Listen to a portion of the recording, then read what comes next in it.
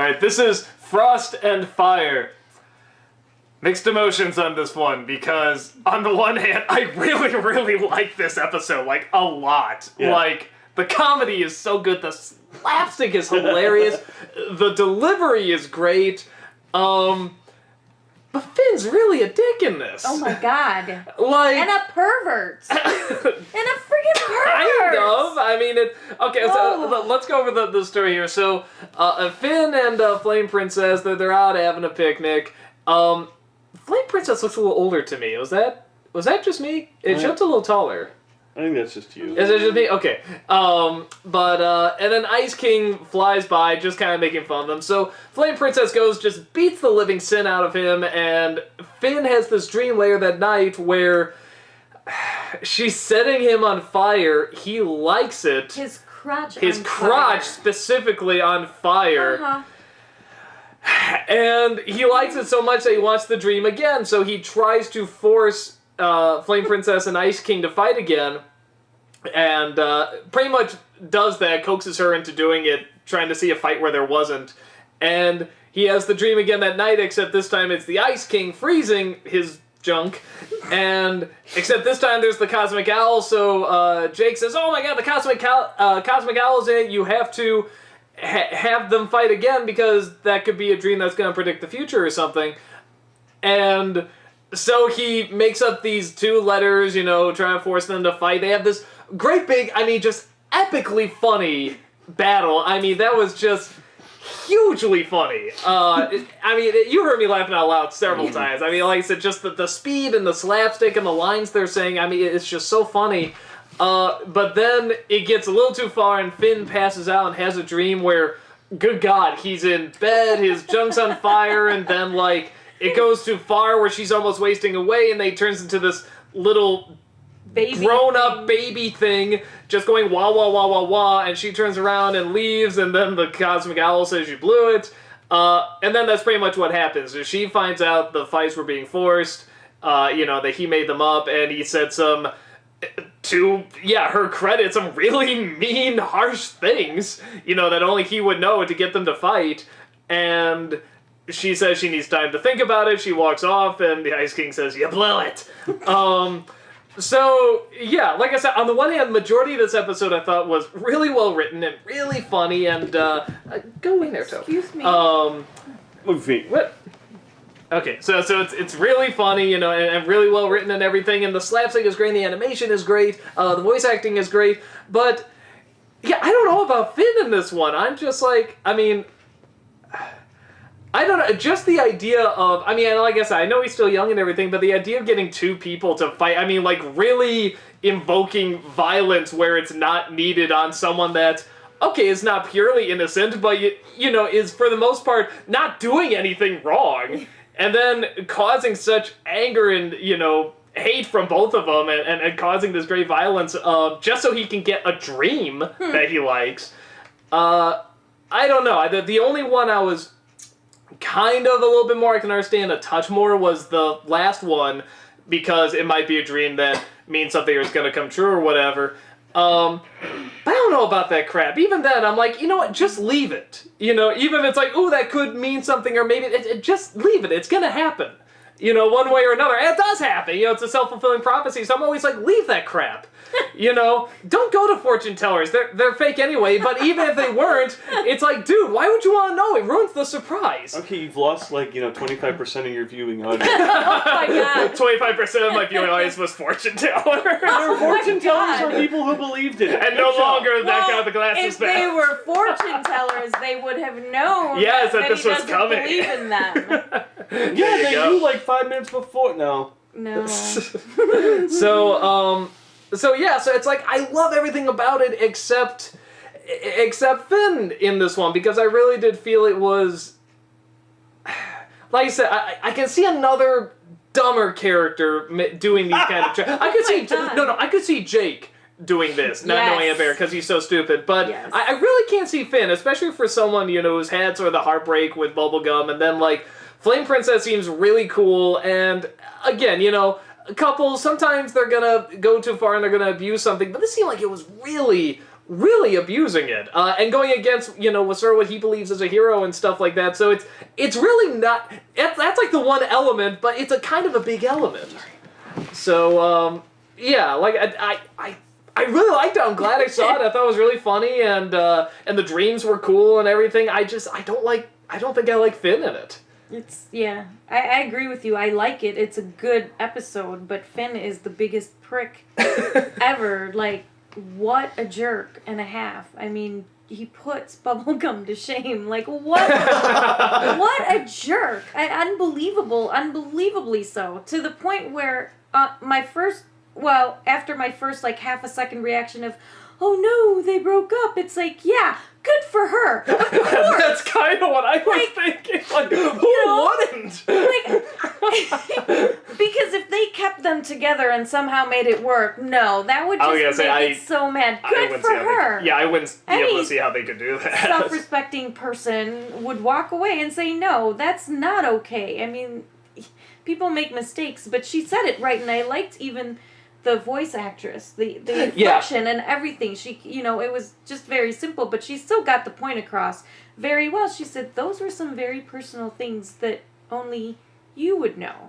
And the first thing that popped in my head, I was like, yeah, and he said something about, you can't even kiss Finn without freaking out. Yeah, it's like, it was like, that really harsh. Beyond. Beyond. And I'm thinking to myself, okay, sometimes a character has to go outside a comfort zone or for them to be interesting, do something that surprises you, but it's like, that was just, it just didn't seem like him. It's just, for him to say something else just so mean and so hateful, and so, it just for a dream that, granted, oh, will I die in this or not, but it's like, I can't see him doing that, not to somebody that he cares so much about. And honestly, I was just so focused on the fact that, oh my god, fire crotch. What a pervert.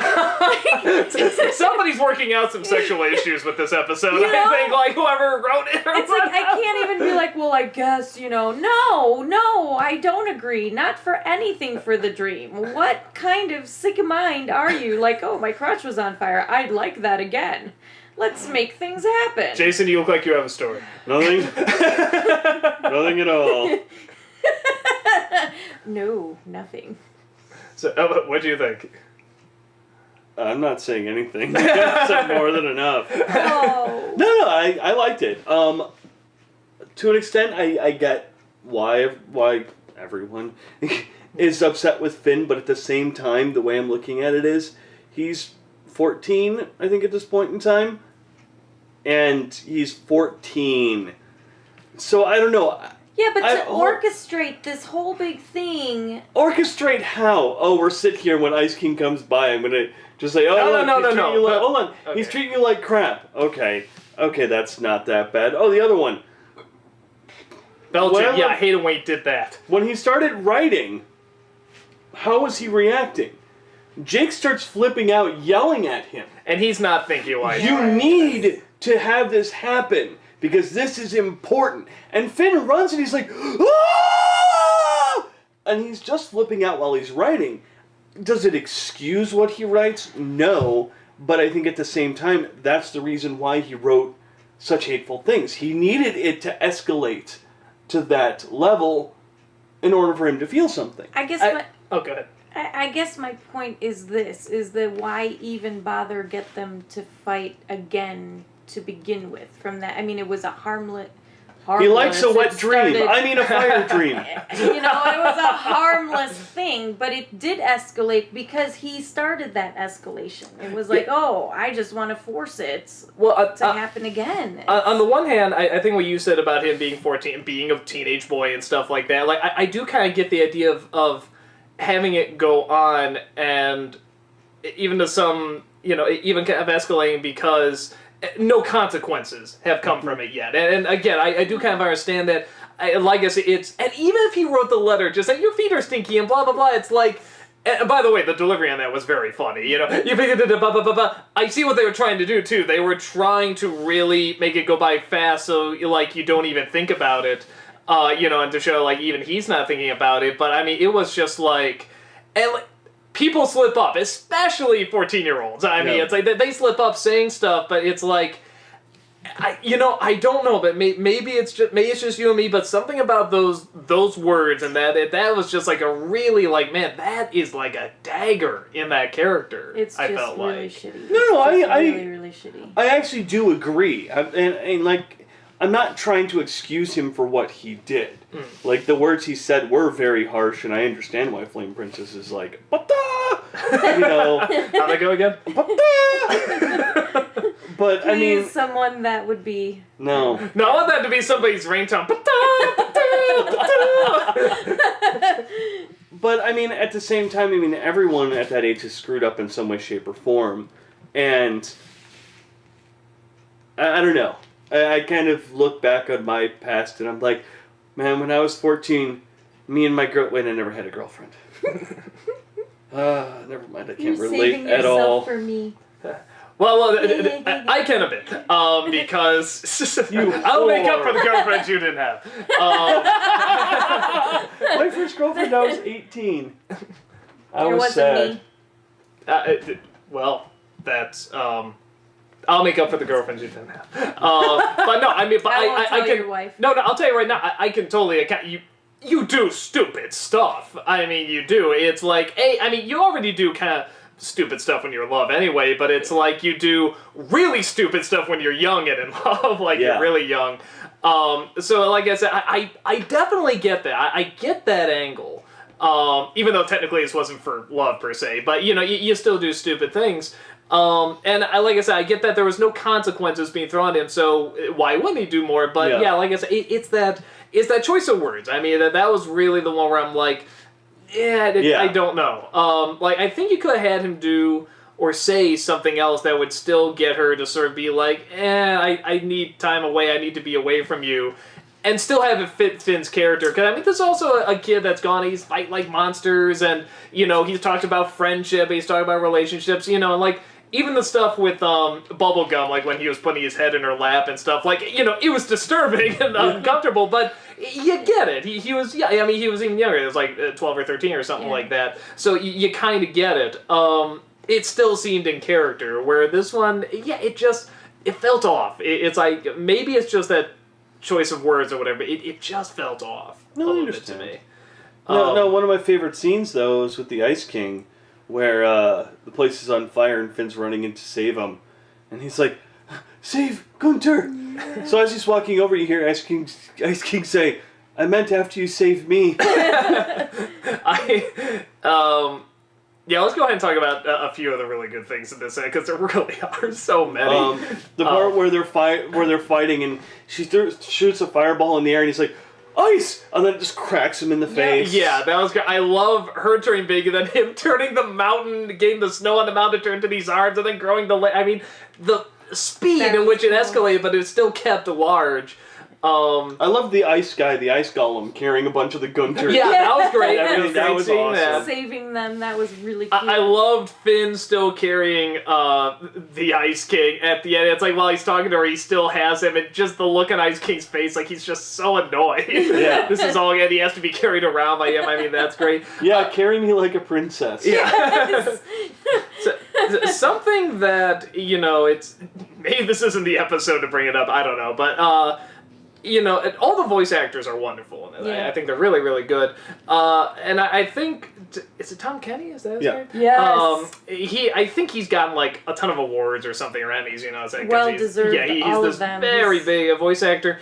And what I realized, because I'm saying to myself, well, why some voice actors and not others who do all these various voices and stuff? And I'm realizing particularly with the Ice King, I'm sure his other characters, when he comes in and starts talking, like, even with some of these other voice actors are really good, it's like, well, it's still a voice. It's still, a performance, and it's fun, and I believe it. But when he comes on as the Ice King, it's like 100% genuine. Everything, it's like, I don't hear a guy in a booth talking, and every inflection, everything is like, this is what the character would do. This is, even the little sighs and the little, hey, he can just say hey, and it's like, oh, Ice King is here. It's like, I don't hear, oh, hey, Tom Kenny's doing the Ice King, or hey, the character of the Ice King is here. It's like, no, Ice King's here. Yeah. And there's really something that, that's really hard to do, to just truly engulf something like that. And I think he does it very, very well. Well, even I think for me too, besides that, is that when he does Simon's voice, there's a difference. Oh, See, I was going to say the exact same thing. That's one thing that I absolutely adore about him, is that it's Simon, and yes, it's Ice King, and yes, you can obviously tell it's his voice, but there is just a difference. There's just enough of a difference for you to get the different characters that they are. They're two separate people. They're the same, but they're separate, and he just by the way he says things, by his voice, his inflections, everything, it's completely different. And that's pretty difficult to do. I mean, it's easier, I would imagine, to come up with different sounding voices, which I'm not saying it's easy, because I'm not, but I would imagine you can do a low voice, and you can do a high voice, and you can do a little girl's voice, and that's kind of cool, but to do the same voice but still have a difference, for me, is pretty amazing. Yeah. So Well, the subtlety. I mean, Yes. and that's what he uses very well. Yeah. Is that he's got the Simon voice, which was more human, I guess you could Yeah. say. More human, more caring, more loving, if you will. And then the Ice King, which is a bit more crazy and kooky and non-human sounding, they're the exact same, but at the same time, they're completely different, Yeah. opposite ends of the spectrum. And he pulls it off so well that I think if you looked away, and he came up and he was doing like each voice switching off, kind of jumping around, you probably would be like, oh, that's Simon. Oh, that's Simon again. Mm-hmm. Ice King. You know, I think it's that different and that well done that you'd be able to pick it up that easily. Well, and it's very much like, even with Ice King's voice, it's a very over-the-top voice, but like I said, I think that makes it in some ways even trickier to make a connection, because it is so over-the-top and so goofy, Yeah. but like I say, he is just so comfortable with it. Mm-hmm. You know, it's like listening to, like Bugs Bunny or Daffy Duck. You know, it's like you don't hear Mel Blanc. I've never heard Mel Blanc doing these voices. Hell, I've heard actual recordings of him going, what's up, Duck? Do it again. Yeah, all right. What's up, Duck? It's like, no, that's still Bugs Bunny. I'm just hearing Bugs Bunny. There's this guy, Mel Blanc, and somehow he, calls upon Bugs Bunny to go inside his mouth or something. It's just one of those things where it's like someone can just be so good and so comfortable in a voice and in a performance. And that's definitely what I think whenever I hear the Ice King. Well, for me, it's love him, hate him, it doesn't matter. That's not where I'm going with this. We saw a documentary on the guy who did the voice of Elmo. Oh, gosh, yeah. And there's this one scene. I've always been a huge fan of the Muppets. I've been a fan of Sesame Street. I've always, they get me teary-eyed. Just, I love them that much. Well, there's one scene where he's looking in a mirror with one of his creations. And he starts talking to it, and I knew it was him, but at the same time it was like, that's not him talking, that's that guy talking. Yeah. It's kind of like that for me, is that he's so good at his craft that even watching him do this right in front of you, I make that disconnect, and I'm like, oh, nope, separate, they're different people. And a lot of times that happens with, the Ice King, and with Finn. Another one is actually now Jake. Jake, I was gonna say, Jake's pretty close for me, because when I first heard his voice, I was like, oh, that's Bender. Yeah, exactly. But now it's like, I always kind of hear Jake, and like I said, there is just this very comfortable, I'm sure a lot of it's the way it's written too, they're both very well written characters, but there is just this very comfortable feeling to their voice where they're just like, no, I know this kid, I am the character. It's not even I know him, it's like, I am the character, boom. It's the delivery. They're not delivering their lines. They're talking. Yeah, exactly. It sounds like they're just talking. It seems like they're having fun in the studio, and they're having fun when they record. Yeah. It doesn't seem like, and I'm probably wrong, they're probably like, what the hell's wrong with you people? It doesn't seem like they're going in it for a job. It seems like they're just kind of having fun doing it. And that's just me, because I've heard some other voice acting by some other people, and it's just like, you hear that stress in their voice, like, yes, I'm doing another voice now. Can we move on, please? Mm-hmm. I don't know. I would, if I was to guess, I'd say that they probably would like these roles because it's not just, the Ice King acts goofy and stuff. It's that he is this incredibly complex character, and the show allows them to go any direction that they want, pretty much. Even Jake, can have kind of some emotional episodes where, Yeah. Jake as a father, it's like, and actually being, a very caring, loving father. I mean, it's like, you never would expect Jake to be like that from, like, the first season or something, Yeah. and the show allows enough space and enough creativity to go there. Yeah. So, if I had to guess, I would say they probably like it, but you never know. There might be people that are just like, yeah, it's just a job. That's yeah. But yeah, what you said was the most important. It sounds like they love it. Yeah. It sounds like a bunch of friends get together and record this stuff. And, like, I guess I'm picturing in my head, and I know that's done all different ways. Everyone gets together, or there's individuals or whatever. I'm just picturing them, like, at a table read with mics. And that's how they're doing this. Like, they're delivering their lines, and after, like, a line or two, someone starts laughing, and it's just, like, that's kind of what I'm picturing in my head. It's like the cast just kind of gets together and has a good time. Then again, they could all hate each other and all be in individual Yeah, you never groups. know. They all Actually, hate you each other and understand they hate us now. there's actually, like, individual walls here, because we don't like dealing with each other. It's Yeah, they're true. hidden very well. Yes. It's true. That's why I want to go in for a kiss. I'm like, Oh. that's about as far as I can get. Restraining orders. They're a bitch. Pretty sure you're actually violating your restraining order by being here. No, actually, I have a restraining order against you. Oh. I actually have a restraining order against the bunny, so I better get out of here. Yeah, you probably should. You can leave too. That's disturbing. I finally get to be the last one standing. Sitting. Sitting.